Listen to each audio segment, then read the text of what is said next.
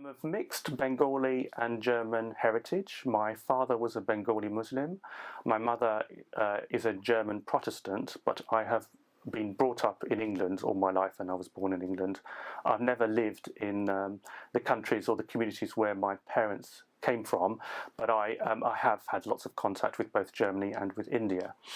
There are two issues I'd like to talk about. One is that many people get very interested about the physiognomy of mixed race people, their physical appearance. And the physical appearance of mixed race people is very captivating and very interesting, and I think mixed race people generally are very beautiful. I think Mixed Race Faces gives credence to that.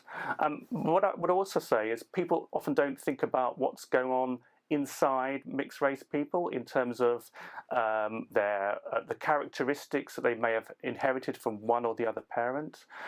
So if I look at myself, some of the traits I have from my mother's side are very different from my father's side because they are very different bloodlines. And I find that quite interesting in the way that sometimes my father's side is more dominant and sometimes my mother's side is more dominant. And I also have the influence of England.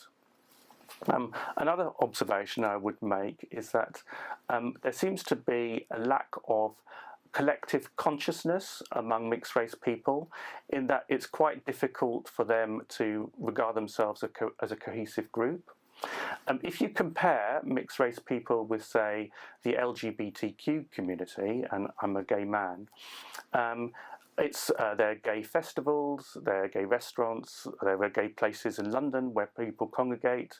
There are lots of societies for LGBTQ people, and among mixed race people that doesn't really happen. And I always find that issue quite interesting about why mixed race people don't have that sense of collective consciousness that other groups have.